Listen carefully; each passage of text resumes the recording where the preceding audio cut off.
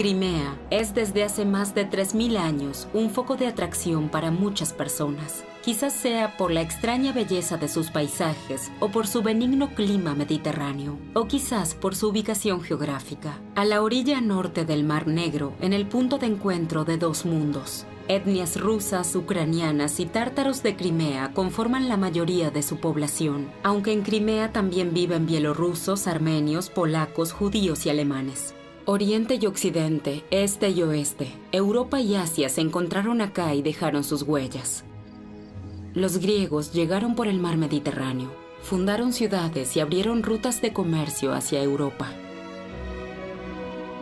Tribus nómadas de las estepas asiáticas conquistaron Crimea y los mongoles de la Horda de Oro fundaron aquí el comercio de esclavos. Los conquistadores se convirtieron en comerciantes, artesanos y granjeros hasta que llegaron nuevos conquistadores y nuevas culturas. Durante siglos, Crimea perteneció a los imperios de los tártaros de Crimea y de los otomanos, y tras ser conquistada por Catalina II de Rusia, pasó a ser rusa por 150 años. La península pertenecía a Ucrania desde 1954.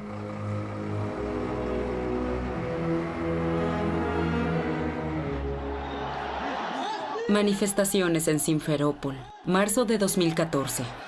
La población mayoritariamente rusa de Crimea pide la anexión a Rusia. El pueblo está decidido. Rusia abre sus brazos. Vladimir Vladimirovich Putin.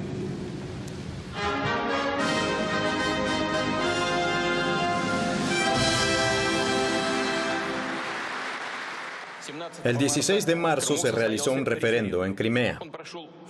Este se hizo según normas internacionales y reglas democráticas. Votó el 82% del padrón. Este territorio estratégico debe ser conducido de manera estable.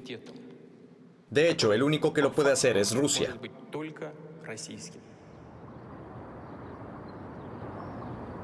Toda actualidad necesita de la historia para entenderse. La emperatriz Catalina proclamó la inclusión de Crimea en los territorios del Imperio Ruso en 1783. El presidente Putin firma 231 años más tarde un acta sobre la inclusión de Crimea en la Federación Rusa.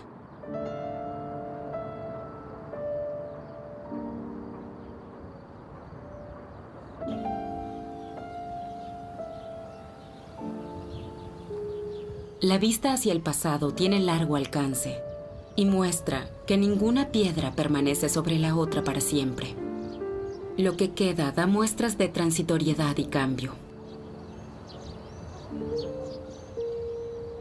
Hace más de 2500 años llegaron desde Asia los pueblos nómadas escitas y se asentaron en Crimea. Al mismo tiempo, los griegos construyeron los primeros asentamientos y pueblos en la costa sur de la península. La convivencia entre las culturas se desarrolló de forma natural y desenvuelta. Esta región habituada a las constantes corrientes migratorias florecía a través del comercio y las transformaciones.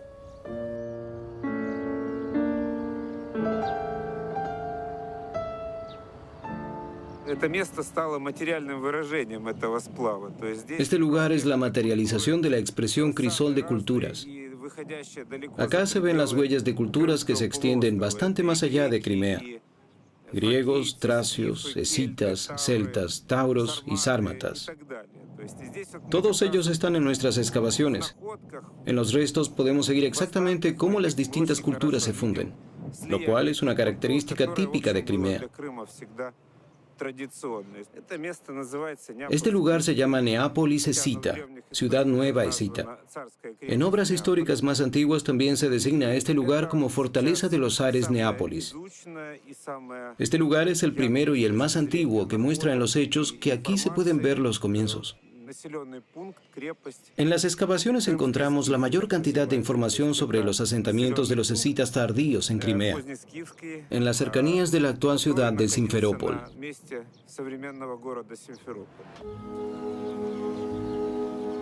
Los imperios florecen y desaparecen. Griegos, romanos, bizantinos, turcos y tártaros. El tiempo los va dejando atrás.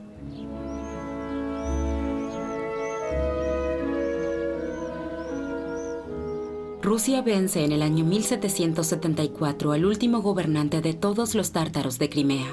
Catalina II declara que Crimea sería desde ahora y para siempre rusa. La declaración acertó en desde ahora, pero para siempre fue desacertado.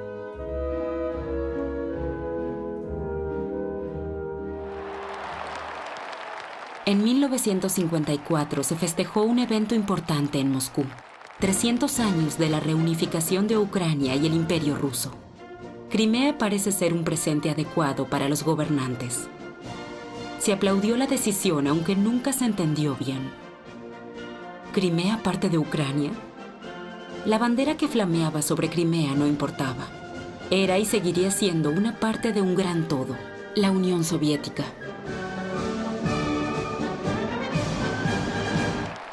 Yo no diría que Khrushchev regaló la península. Hay diferentes explicaciones.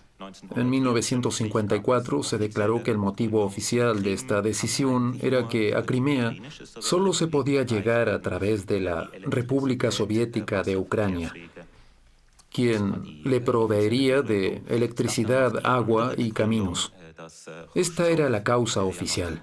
Hay otra justificación, y es que Khrushchev era uno de los sucesores menos probables a Stalin en 1954.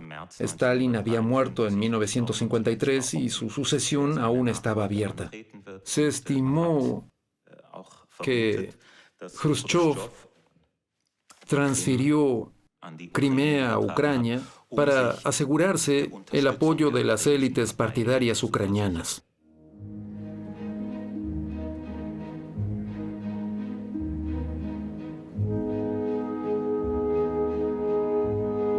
Luego de ser conquistada por Rusia a fines del siglo XVIII, Crimea se convirtió en el dorado de los arqueólogos. La riqueza y variedad de estos legados del pasado hace parecer a los conquistadores como los salvadores de la cultura helénica.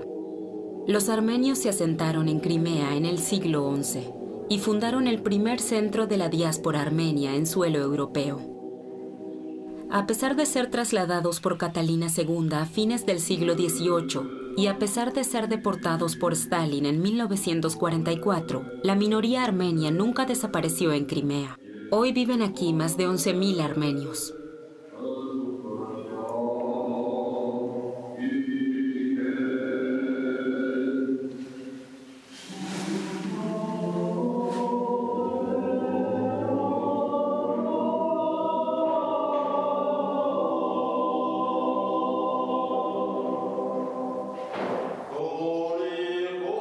La Iglesia Apostólica Armenia es la iglesia estatal más antigua que existe. Según la leyenda, los apóstoles les trajeron el cristianismo a los armenios hace 1700 años.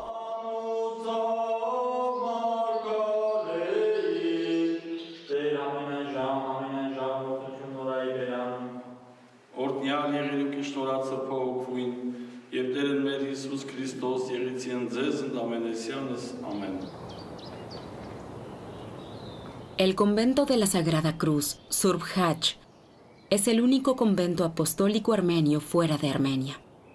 Construido en 1358, sirvió como sanatorio durante la época soviética. Recién en 2002 volvió a abrir como convento y fue devuelto a la Iglesia Apostólica Armenia.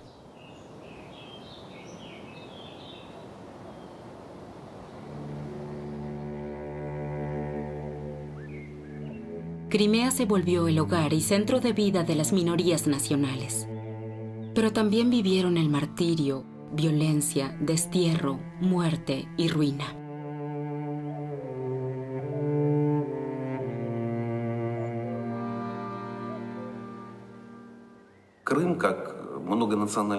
Crimea vivió cosas muy positivas en la Unión Soviética como región de múltiples naciones, pero también muchas negativas. Particularmente el destino de los tártaros de Crimea es único. Los tártaros de Crimea recibieron muchas posibilidades de participar en la formación del Estado soviético después de la Revolución Socialista. Sin embargo, durante la Segunda Guerra Mundial, fueron enfrentados a los otros pueblos de Crimea por los nazis. Esa era la táctica política de los nazis, y los tártaros de Crimea fueron víctimas de esa política. Luego del fin de la ocupación, Stalin identificó a los tártaros de Crimea como colaboradores de la ocupación sin distinción y los deportó a Asia Menor.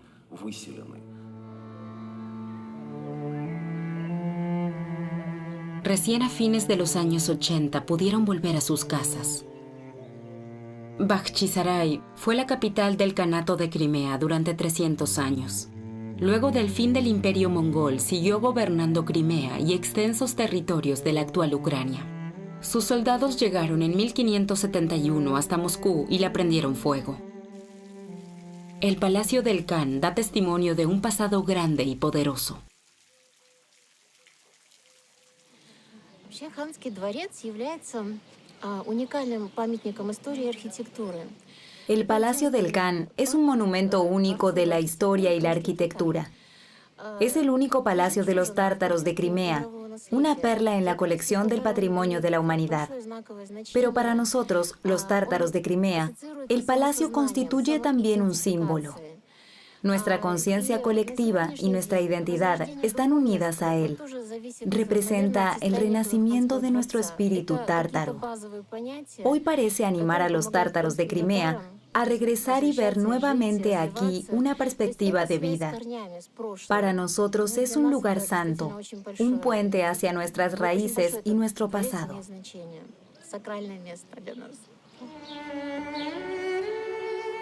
47 reyes gobernaron el reino de los tártaros de Crimea. Hoy el pasto del olvido crece sobre sus tumbas. Sin embargo, su confesión islámica se mantuvo y constituye hasta hoy, a través de todos los altos y bajos de la historia de los tártaros de Crimea, la identidad y unidad del pueblo. Como siempre, los fieles siguen el llamado del almuecín para rezar.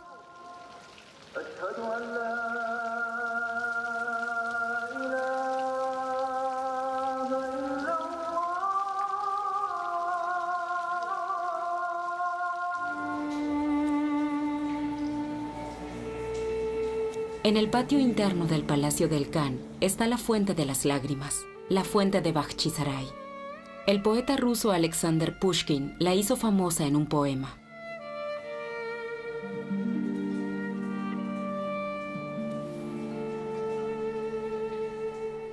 Las gotas de la fría fuente caen sobre las flores.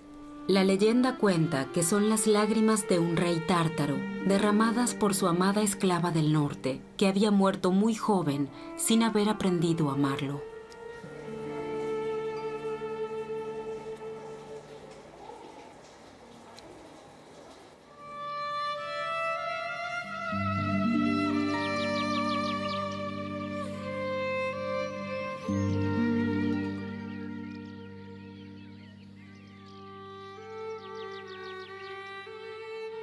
La fortaleza judía.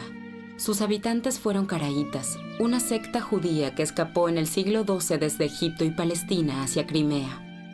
Vivían retirados aquí, aislados de otras comunidades judías.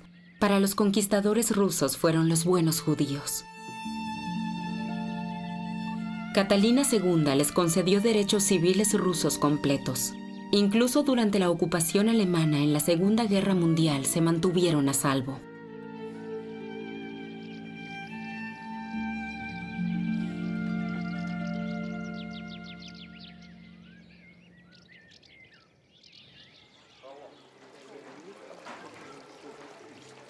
La población judía de Crimea fue asesinada casi sin excepción por los comandos de las SS. Que hoy vuelva a haber una vida comunal judía es prácticamente un milagro. Que los judíos de Crimea recientemente también sean ciudadanos rusos no parece incomodar a nadie. Todo lo contrario.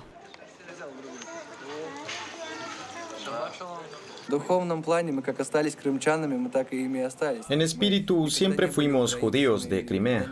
Nunca fuimos ucranianos y tampoco fuimos rusos. Fuimos y somos judíos de Crimea. No quiero decir nada malo de Ucrania, pero al igual que otros en Crimea, estábamos cansados. Ahora se firmaron acuerdos según los cuales el dinero ya no será sacado de Crimea, sino que será invertido en el desarrollo de la región. Tengo la sensación de que ahora todo será puesto en movimiento, para que Crimea no solamente exista, sino para que también tenga un impulso de desarrollo.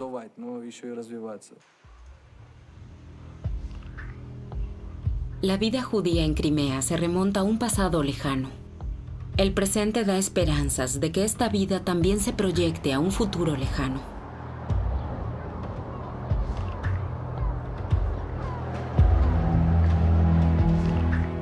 La influencia del Imperio Otomano durante el reinado de los tártaros de Crimea introdujo el Islam a la península. Los gobernantes otomanos adquirieron legitimidad a través del ideal de la Guerra Santa, que debía servir para ampliar las fronteras del Islam. Así fue que fueron los constructores turcos los que levantaron la mezquita en Eupatoria a comienzos del siglo XVII.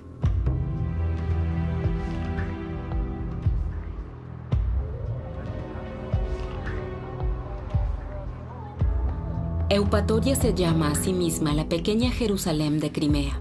Judíos, musulmanes y cristianos ortodoxos conviven en un reducido espacio. Confesarse ruso ortodoxo implica la mayoría de las veces, en primer lugar, una pertenencia cultural y luego una religiosa. Aún así, aquí sigue vivo el mito de que la cristianización de Rusia tuvo sus orígenes en Crimea.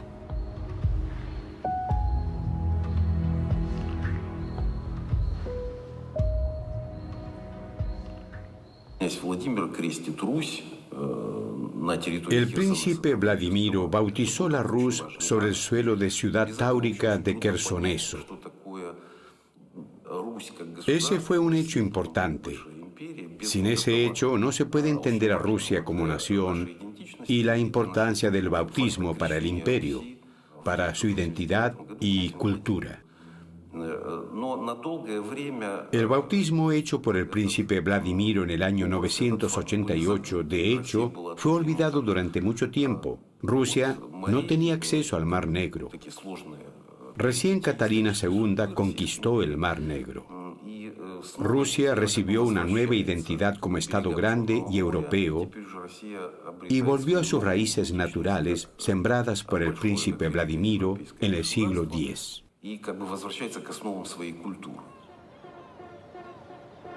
Ante las puertas de la ciudad portuaria de Sebastopol, en el extremo sudoeste de Crimea, yacen las ruinas de la ciudad griega de Quersoneso. En medio de las excavaciones, se construyó en 1892 la Catedral de Vladimiro, en el sitio en el que el príncipe de Kiev, Vladimiro, se convirtió al cristianismo.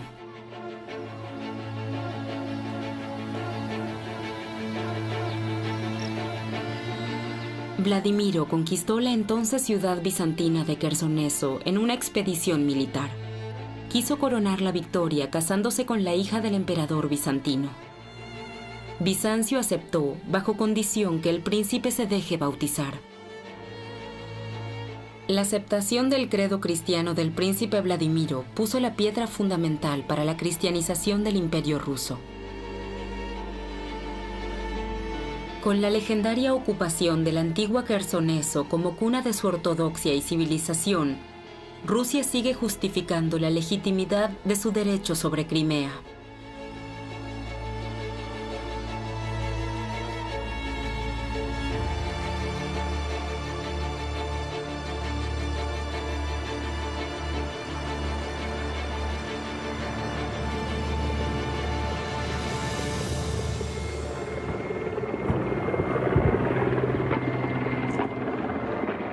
Rusia demuestra presencia y fortaleza militar. Dicen que la base de la flota del Mar Negro en Sebastopol es garantía de paz en Crimea.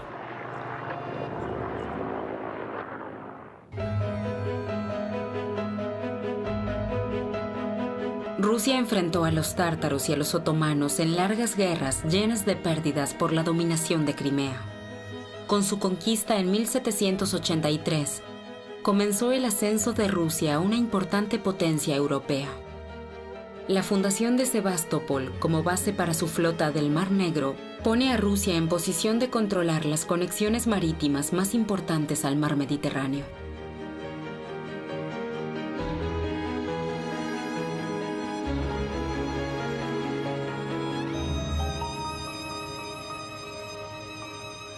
En 1787, Catalina II visita Crimea en su viaje táurico por los territorios recién conquistados en el sur.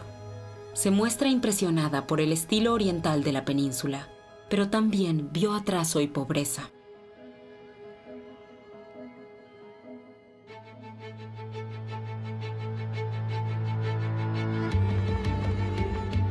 Catalina nombra como gobernador de la Nueva Rusia a su protegido y consejero político, el príncipe Potemkin.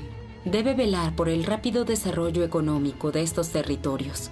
Para su repoblación con súbditos leales, la emperatriz invita a colonos de Rusia Central y el extranjero.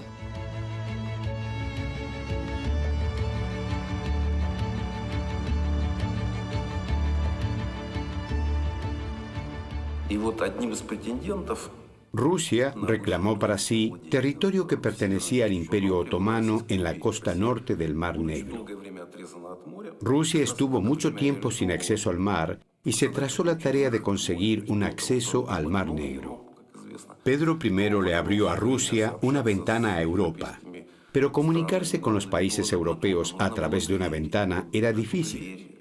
Se necesitaba una puerta y esa puerta, el acceso al Mar Negro y al Mediterráneo, la abrió Catalina.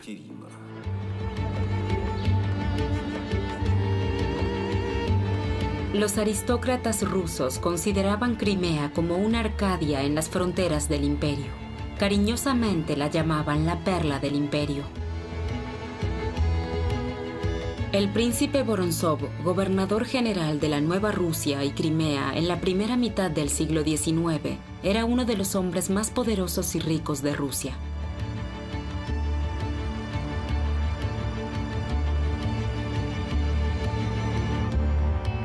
En 1828 mandó a construir su palacio, en estilo árabe y neogótico, al arquitecto inglés que proyectó el Palacio de Buckingham en Londres.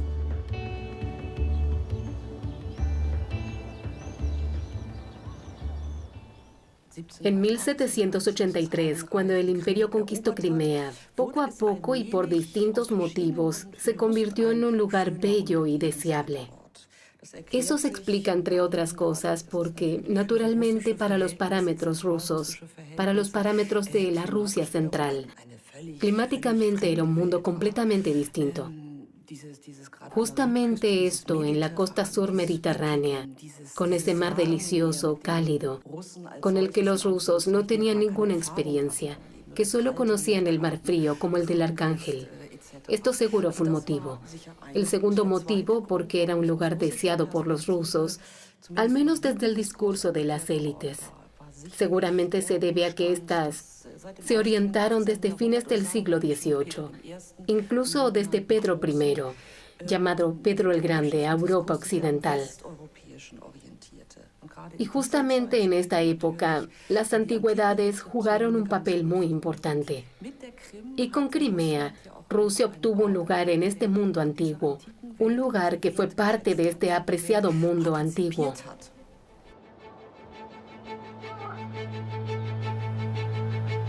De la conquista de Crimea se beneficiaron los estratos más altos de la sociedad de aquellos tiempos: duques, príncipes, condes y generales. El imperio regaló a sus élites tierras a orillas del mar. Y los nuevos propietarios, con sus lujosos parques y palacios, transformaron el bello paisaje en un paraje artístico único en el mundo.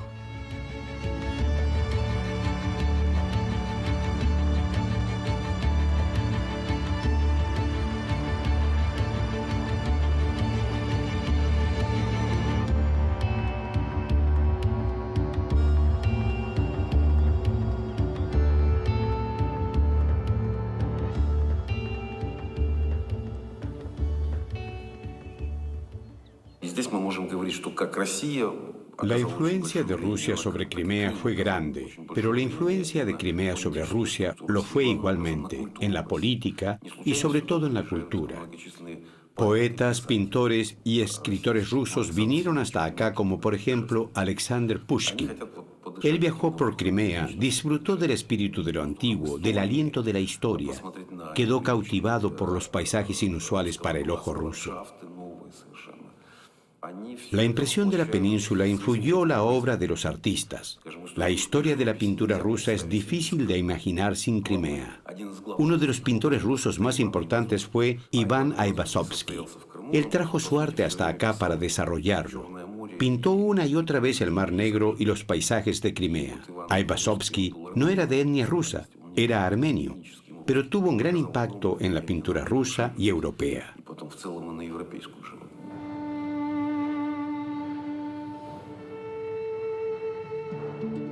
En el antiguo palacio del pintor en Feodosia se puede ver una selección de sus pinturas.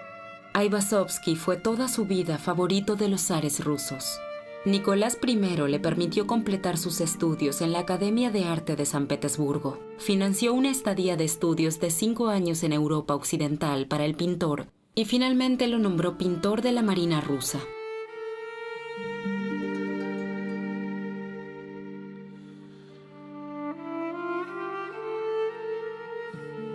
Aivazovsky pintó más de 4.000 cuadros, pero no solo era un pintor famoso, también era un empresario.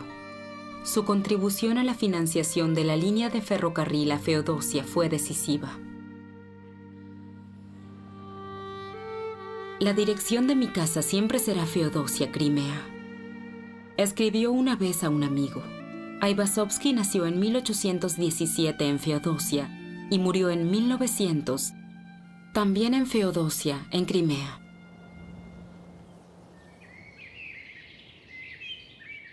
Anton Chekhov mandó a construir su mansión blanca en las montañas próximas a Yalta en 1898. Sufría de tuberculosis y acá esperaba conseguir recuperarse de su enfermedad.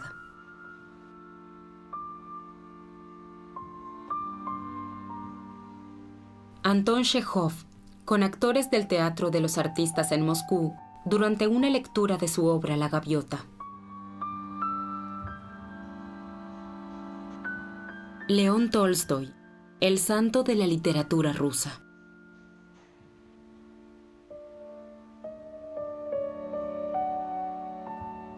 Yalta y la Mansión Blanca se convierten en un punto de encuentro para los escritores rusos y los intelectuales de Crimea. Todo está bien, escribe Chekhov en el invierno de 1901 a su mujer en Moscú. Todo salvo una pequeñez de salud. Anton Chekhov murió en julio de 1904 en una estadía de cura en la localidad alemana de Badenweiler. Tenía 44 años.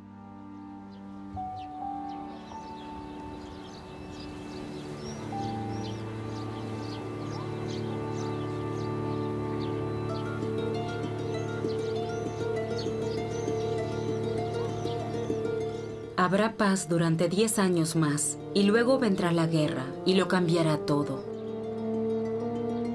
La Belle Époque llega a su fin, y la Rusia de los zares pronto será solo historia. La Primera Guerra Mundial transforma los palacios en Crimea en hospitales, y la guerra se transforma en la Revolución de Octubre. Lenin y los bolcheviques llegan al poder en Rusia. La revolución se esparce por todo el país. Los tártaros de Crimea fundan la República Popular de Crimea. Luego llegaron las Guardias Rojas y Crimea se convirtió en la República Soviética Socialista de Táurida. Pero la revolución aún no venció. Tropas alemanas ocupan Crimea, luego británicas y francesas, y por último se reúnen aquí los restos de la Armada del Zar. Luego de la Revolución de Octubre se desató la guerra civil entre rojos y blancos. La Armada Roja empujó a las fuerzas blancas rápidamente hacia el sur y hacia 1920, Crimea fue una de las últimas zonas controladas por las milicias zaristas y muchos intelectuales conocidos escaparon a través de Crimea y luego por Estambul a Europa Occidental.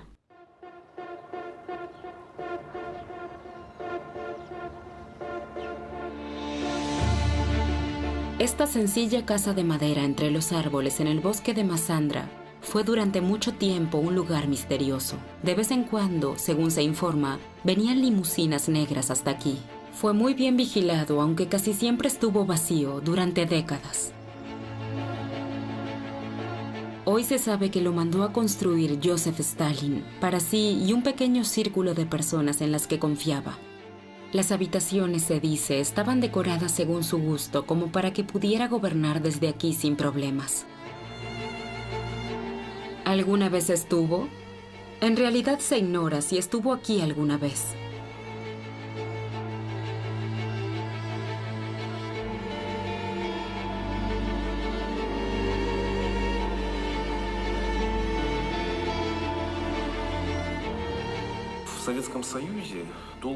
En la época soviética, la idea principal que perseguía la sociedad era la idea del comunismo. Todos creíamos que si trabajábamos bien y realizábamos esta idea, nos esperaría el brillante futuro del comunismo. Poco a poco, sin embargo, esta idea tomó forma de una religión de Estado, y en algún momento resultó que la idea del comunismo era una gran ilusión.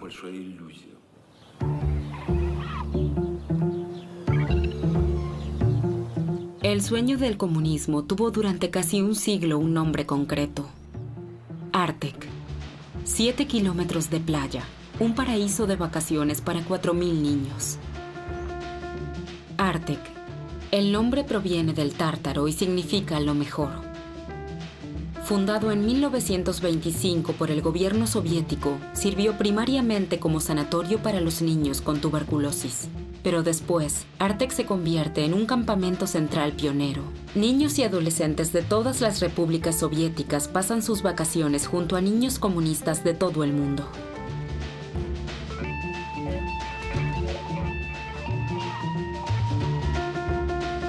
Aquí se forjan relaciones y amistades siguiendo la idea de un futuro comunista y brillante para todos. Pasar las vacaciones en Artek es una gran distinción. Solo los mejores de los mejores son invitados. Artek abrió sus puertas nuevamente en 2015, como lugar de encuentro de niños y adolescentes talentosos y con compromiso social. El gobierno ruso invirtió fuertemente. Todo el año hay deporte y juegos. 3 semanas de clases y vacaciones juntos. La estadía es gratuita.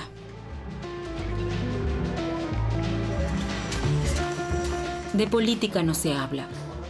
La guerra en la cuenca del Donetsk ocurre en otra estrella, no justo enfrente.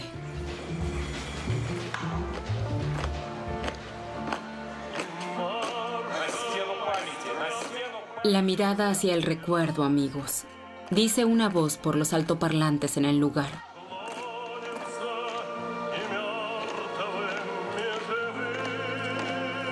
Lo que se ensaya aquí parece de otro tiempo. Será una revisión. Una obra seria sobre la época heroica de la Unión Soviética. El recuerdo de la victoria de la patria sobre la Alemania nazi en la Segunda Guerra Mundial.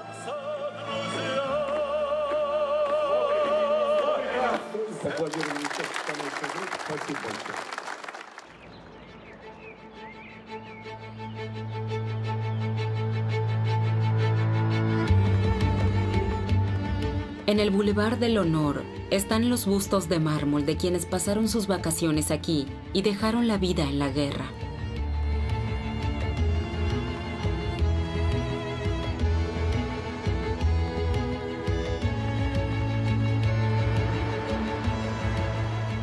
En la fantasía de los nazis alemanes, Crimea aparece como un territorio originariamente germánico que en el pasado estuvo poblado por el pueblo germánico de los godos. Tenemos una mezcla muy típica de consideraciones militares, expectativas económicas y algo simbólico, trascendente, en el estilo de ya hemos estado acá y tenemos que recuperar el lugar. Lo que también pudimos corroborar es que muchos miembros del ejército alemán estaban fascinados con Crimea como lugar. Los castillos y palacios permanecen intactos en las luchas por Crimea.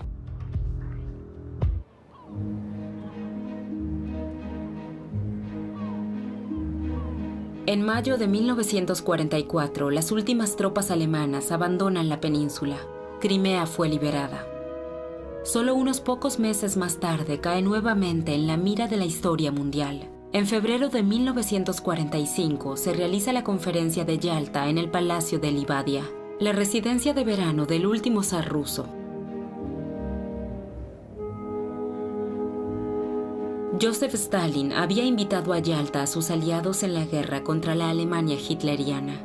Winston Churchill y Franklin Roosevelt. Era necesario negociar la futura distribución de poder en la Europa de posguerra. Los tres grandes se ponen de acuerdo en la división de Alemania y en la salvaguarda de sus intereses en los países ocupados en el sur y en el centro de Europa. Al encontrarse para la foto de despedida, la suerte ya está echada y se había lanzado un nuevo capítulo de la historia para Europa y para el mundo.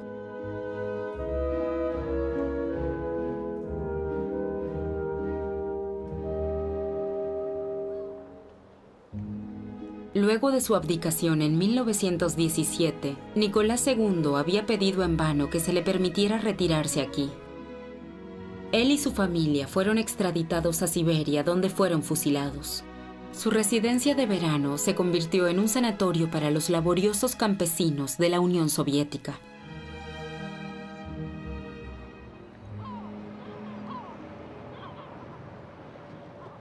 El poder soviético revolucionario estatiza los castillos y palacios de Crimea. La ribera rusa para los elegidos deberá ser transformada bajo la dirección del primer estado de los trabajadores y campesinos en un paraíso de vacaciones para todos.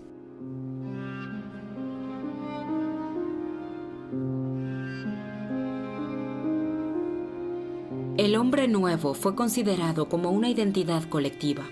Vivir y trabajar juntos también incluía las vacaciones, salud y recreación para aumentar la producción. Millones de ciudadanos soviéticos aceptaron agradecidos las vacaciones organizadas por el Estado. A Crimea llegaban turistas de todas las repúblicas soviéticas. Crimea pertenecía a la Unión Soviética. Si era rusa o ucraniana no le importaba a nadie, daba igual.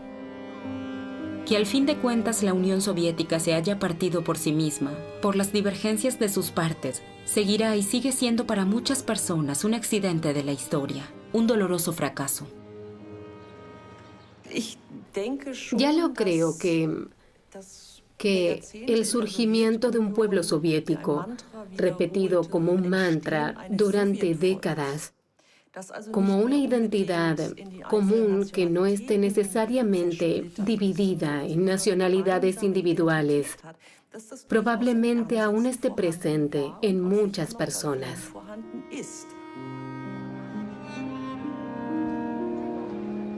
En un futuro se necesita un origen, y ahí Rusia se les presenta más cercana que Ucrania a la mayoría de los habitantes de Crimea. Los expertos en derecho internacional nos dicen que esto fue una anexión. Las proporciones de la población son las siguientes: 60% de rusos, 25% de ucranianos y 12% de tártaros de Crimea.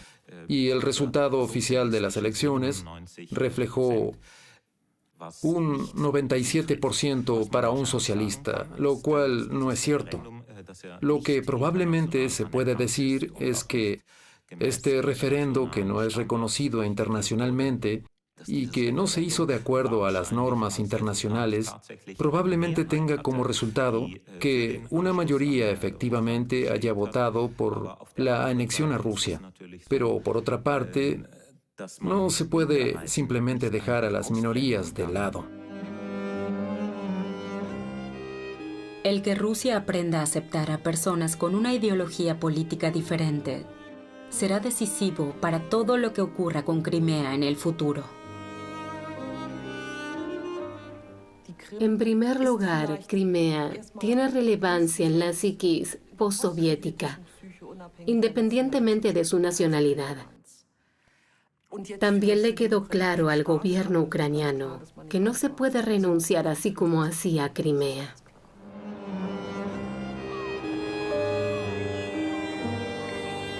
Así que, ¿a dónde va Crimea? Es de esperar que lo que esté por venir sea decidido por los habitantes de Crimea.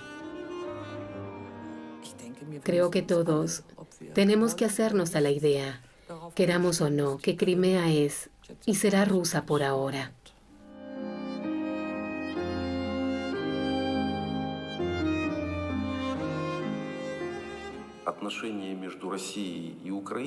La relación entre Rusia y Ucrania es muy dinámica. Básicamente se puede decir que no encontró su forma definitiva hasta el día de hoy. Crimea fue transferida a Ucrania, de la República Rusa a la ucraniana en el marco de la Unión Soviética. Esto difícilmente se puede entender como un acto justificable. Ese fue un paso en el contexto de un Estado. Y recién cuando en lugar de un Estado hubo dos Estados independientes, uno al lado del otro, es lógico que ambos tengan demandas con respecto al otro. Pasará el tiempo y la relación entre ambos estados tomará su forma y será equilibrada. Lo importante es que se escuchen las voces de las personas que viven aquí.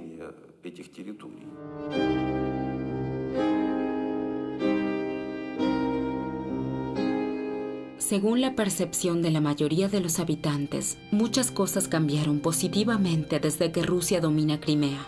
En ellos no hay nostalgia cuando miran hacia atrás.